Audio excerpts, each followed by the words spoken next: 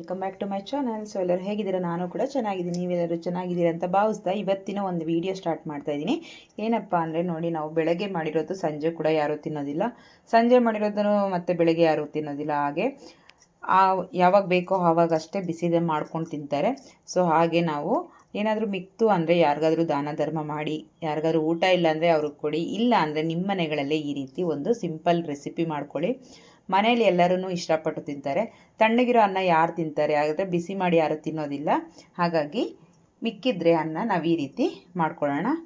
Super ಆದ ಒಂದು ಉದ್ದಿನ ವಡೆ ರೀತಿಯೇ ನಾವು ಇದು ರೈಸಲ್ಲಿ ಇವಾಗ ಒಂದು ವಡೆ ಮಾಡೋಣ. ತುಂಬಾ ಚೆನ್ನಾಗಿರುತ್ತೆ. ಮಾಡೋದು ಹೇಗೆ ಅಂತ ಬನ್ನಿ ನೋಡೋಣ. ಅದಕ್ಕಿಂತ ಮುಂಚೆ ನನ್ನ ಚಾನಲ್ನ ಸಬ್ಸ್ಕ್ರೈಬ್ ಮಾಡದೆ ನೋಡ್ತಾ ಇದ್ರೆ ಪ್ಲೀಸ್ ಸಬ್ಸ್ಕ್ರೈಬ್ ಮಾಡ್ಕೊಳ್ಳಿ. ಹಾಗೆ ಒಂದು ಲೈಕ್ ಮಾಡಿ, ಶೇರ್ ಮಾಡಿ, ಕಮೆಂಟ್ ಮಾಡಿ.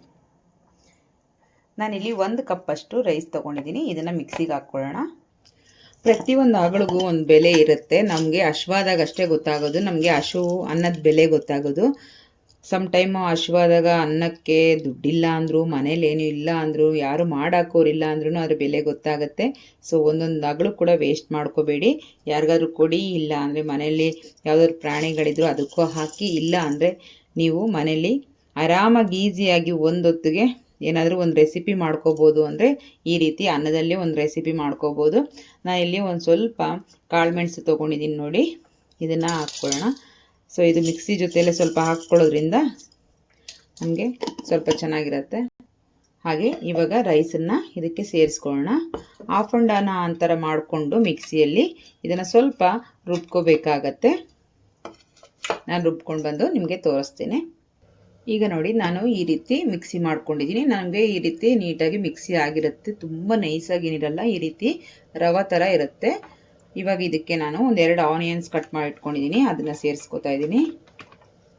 ಹಾಗೆ ಸ್ವಲ್ಪ ಚಿಲ್ಲಿ, ಗ್ರೀನ್ ಚಿಲ್ಲಿ, ಖಾರ ನೋಡಿ ನೀವು ಸೇರಿಸ್ಕೊಳ್ಳಿ.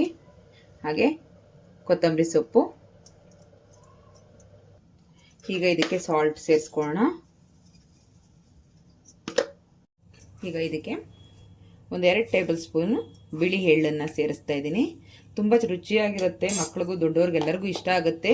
ಸಂಜೆ ಕಾಫಿ ಟೈಮ್ಗಾದರೂ ಮಾಡ್ಕೊಡ್ಬೋದು, ಇಲ್ಲ ಊಟಕ್ಕಾದರೂ ಮಾಡ್ಬೋದು. ಮಧ್ಯಾಹ್ನ ನೀವು ಯಾವಾಗ ಬೇಕಾದರೂ ಮಾಡ್ಕೋಬೋದು. ಈ ರೆಸಿಪಿ ತುಂಬಾ ಈಸಿ, ತುಂಬ ಫಾಸ್ಟಾಗಿ ಕೂಡ ಆಗುತ್ತೆ, ತುಂಬ ಟೇಸ್ಟ್ ಕೂಡ ಇರುತ್ತೆ. ಹಾಗೆ ಸ್ವಲ್ಪ ಜೀರಿಗೆ ಹಾಕ್ಕೊಳ್ಳೋಣ. ಇದಕ್ಕೆ ಸ್ವಲ್ಪ ಅಡುಗೆ ಸೋಡಾ ಹಾಕ್ಕೊಳ್ಳೋಣ. ಈಗ ಇದಕ್ಕೆ ಸ್ವಲ್ಪ ಮೈದಾ ಹಿಟ್ಟು ಸೇರಿಸ್ಕೊಳ್ಳೋಣ. ಇಲ್ಲಿ ಒಂದು 4-5 ಟೇಬಲ್ ಸ್ಪೂನ್ ಅಷ್ಟು ಆಗ್ಬೋದು.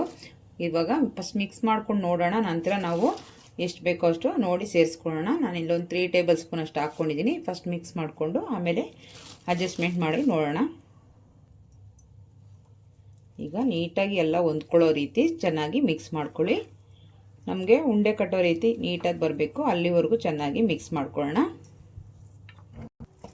ಈಗ ನಮಗೆ ಇನ್ನೊಂದು ಸ್ವಲ್ಪ ಹಿಟ್ಟು ಬೇಕಾಗುತ್ತೆ, ಇನ್ನೊಂದು 3 ಟೇಬಲ್ ಸ್ಪೂನ್ ಅಷ್ಟು ಹಾಕ್ಕೊಳ್ಳೋಣ. ಈಗ ಇದು ಕೂಡ ನೀಟಾಗಿ ಮಿಕ್ಸ್ ಮಾಡ್ಕೊಳ್ಳೋಣ. ಈಗ ಈ ರೀತಿ ಕಲಿಸ್ಕೊಂಡಿದ್ದೀವಿ. ಇದಕ್ಕೆ ಇನ್ನೊಂದು ಸ್ವಲ್ಪ ರವೆ ಸೇರಿಸ್ಕೊಳ್ಳೋಣ.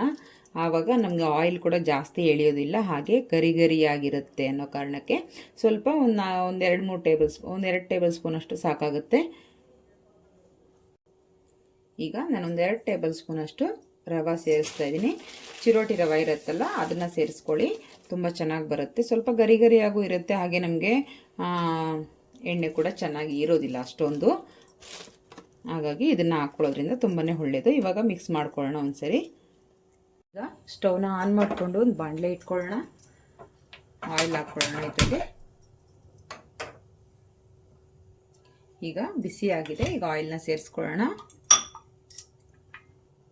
ಎಣ್ಣೆ ಬಿಸಿ ಆಗಲಿ ಸ್ವಲ್ಪ. ಈಗ ನೋಡಿ, ನಾವು ಚಿಕ್ಕದಾಗಿ ಉಂಡೆ ಮಾಡ್ಕೊಳ್ಳೋಣ. ನೋಡಿ ಈ ಥರ. ನಿಮ್ಗೇನಾದರೂ ಕೈಗೆ ಅಂಟ್ತಾ ಇದೆ ಅಂದರೆ ಸ್ವಲ್ಪ ನೀರಲ್ಲಾದರೂ ವೆಟ್ ಮಾಡ್ಕೊಳ್ಳಿ, ಇಲ್ಲಾಂದರೆ ಸ್ವಲ್ಪ ಆಯಿಲಲ್ಲಾದರೂ ವೆಟ್ ಮಾಡ್ಕೊಳ್ಳಿ. ಈ ರೀತಿ ಸ್ವಲ್ಪ ಆಯಿಲೆಲ್ಲ ಏನಾದರೂ ಈ ಥರ ಟಚ್ ಮಾಡ್ಕೊಂಡಾಗ ಅದೇನೋ ನಿಮಗೆ ಅಂಟೋದಿಲ್ಲ.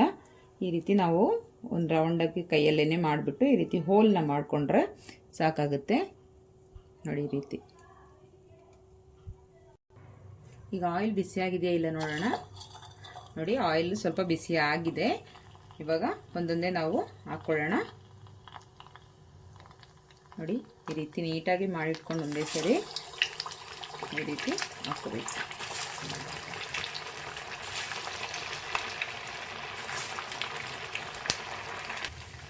ಹಾಕಿ ಒಂದು 2 ಸೆಕೆಂಡ್ ಬಿಟ್ಬಿಟ್ಟು ನಂತರ ನಾವು ಒಂದೊಂದೇ ತಿರುಗಿಸಾಕೋಬೇಕಾಗುತ್ತೆ. ಹಾಕಿದ ತಕ್ಷಣ ತಿರುಗಿಸೋದು ಬೇಡ. ನೋಡಿ ಈ ರೀತಿ ಸ್ವಲ್ಪ ಕಲರ್ ಚೇಂಜ್ ಆಗೋದಾಗ ನಾವು ಅದನ್ನು ನಿಧಾನಕ್ಕೆ ತಿರುಗಿಸ್ಕೋಬೇಕು. ಒಂದೇ ಸರಿ ಹಾಕಿದ ತಕ್ಷಣವೇ ನಾವು ಯಾವುದಾದ್ರು ಈ ಥರ ಜಾಲರೆ ಸೌಟು ಈ ಥರದ್ದು ಇಟ್ಬಿಟ್ಟು ಅಲ್ಲಾಡಿಸ್ಬಾರ್ದು. ಈ ರೀತಿ ನಿಧಾನಕ್ಕೆ ನಾವು ಅದು ಒಂದು 2 ನಿಮಿಷ ಬಿಟ್ಟು ನಂತರ ನಾವು ತಿರುಗಿಸ್ಕೊಂಡ್ರೆ ಚೆನ್ನಾಗಿ ಒಂದು ಸೈಡು ಫ್ರೈ ಆಗುತ್ತೆ. ಇಲ್ಲ ಅಂದರೆ ಅಲ್ಲಿ ಫಸ್ಟ್ ಹೋಗಿದ ತಕ್ಷಣ ತಳದಲ್ಲಿರುತ್ತಲ್ವ, ನೀವು ಹಾಕಿದ ತಕ್ಷಣ ತಿರುಗ್ಸೋಕೆ ಹೋದಾಗ ಅದು ಚಿದ್ರೋ ಥರ ಪೀಸ್ ಆಗಿಬಿಡತ್ತೆ. ನೋಡಿಕೊಂಡು ನಿಧಾನಕ್ಕೆ ಮಾಡ್ಕೊಳ್ಳಿ. ಈಗ ನೋಡ್ತಾ ಇರ್ಬೋದು ಸ್ವಲ್ಪ ಕಲರ್ ಚೆನ್ನಾಗಿ ಚೇಂಜ್ ಆಗ್ತಾ ಇದೆ. ಇನ್ನೊಂದು ಸ್ವಲ್ಪ ಹೊತ್ತು ಬಿಟ್ಟರೆ ಸಾಕಾಗುತ್ತೆ, ಚೆನ್ನಾಗಿ ಫ್ರೈ ಆಗಿರುತ್ತೆ. ಸೊ ಏನಪ್ಪ ಅಂದರೆ ಅನ್ನದ ಬೆಲೆ ಪ್ರತಿಯೊಬ್ಬರಿಗೂ ಗೊತ್ತಿರುತ್ತೆ. ಹಾಗಾಗಿ ಅನ್ನನ ವೇಸ್ಟ್ ಮಾಡೋದಕ್ಕೆ ಹೋಗಬೇಡಿ, ಈ ರೀತಿ ಮಾಡ್ಕೊಳ್ಳೋಣ.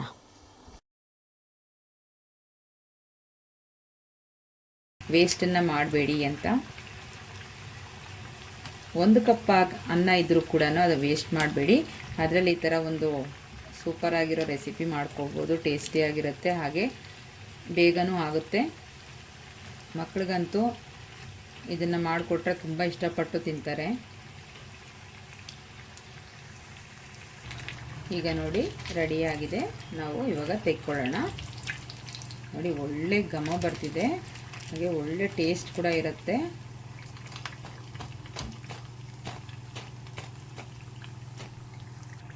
ನೋಡ್ತಿರ್ಬೋದು ಯಾವ ರೀತಿ ಆಗಿದೆ ಅಂತ. ಗರಿ ಗರಿ ಆಗಿರುತ್ತೆ, ತುಂಬ ಟೇಸ್ಟಿಯಾಗಿರುತ್ತೆ, ತುಂಬ ಸುಲಭವಾಗಿ ಕೂಡ ಮಾಡ್ಕೋಬೋದು. ಇವಾಗ ಪ್ಲೇಟ್ಗೆ ಹಾಕ್ಕೊಳ್ಳೋಣ. ಈಗ ಇನ್ನೊಂದು ರೌಂಡ್ ಕೂಡ ಹಾಗೆ ಹಾಕ್ಕೊಳ್ಳೋಣ.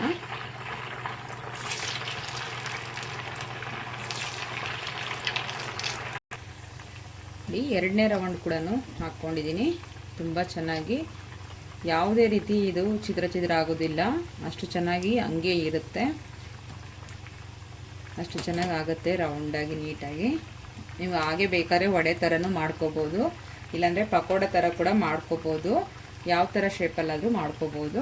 ನಾನು ಈ ಥರನೇ ಮಾಡ್ಕೊಂಡಿದ್ದೀನಿ, ತುಂಬಾ ಚೆನ್ನಾಗಿರುತ್ತೆ. ಅದು ಗಟ್ಟಿ ಗರಿ ಗರಿಯಾಗಿ ಎಷ್ಟು ಚೆನ್ನಾಗಿ ಬರುತ್ತೆ ಅಂದರೆ ನಿಮಗೆ ತೋರಿಸ್ತೀನಿ ನಾನು. ಕೂಡ ರೆಡಿ ಆಯಿತು. ಈಗ ನೋಡಿ ರೆಡಿಯಾಗಿದೆ. ಇದು ನಮ್ಗೆ ಎಷ್ಟು ಗರಿ ಗರಿಯಾಗಿರುತ್ತೆ ಅಂದರೆ ಈಗ ನಿಮ್ಮ ಸೌಂಡಲ್ಲೇ ಗೊತ್ತಾಗ್ಬೋದು, ತುಂಬ ಚೆನ್ನಾಗಿ ಗರಿ ಗರಿಯಾಗಿರುತ್ತೆ. ಹಾಗೆ ಪೀಸ್ ಕೂಡ ಮಾಡಿ ನಿಮ್ಗೆ ತೋರಿಸ್ತೇನೆ. ನೋಡಿ ಪೀಸ್ ಮಾಡಿ ನೋಡೋಣ. ನೋಡಿ ಎಷ್ಟು ಚೆನ್ನಾಗಿ ಬೆಂದಿದೆ, ಹಾಗೆ ತುಂಬಾ ಚೆನ್ನಾಗಿರುತ್ತೆ. ತಿನ್ನೋದಕ್ಕೂ ಅಷ್ಟೇ ಸೂಪರಾಗಿರುತ್ತೆ.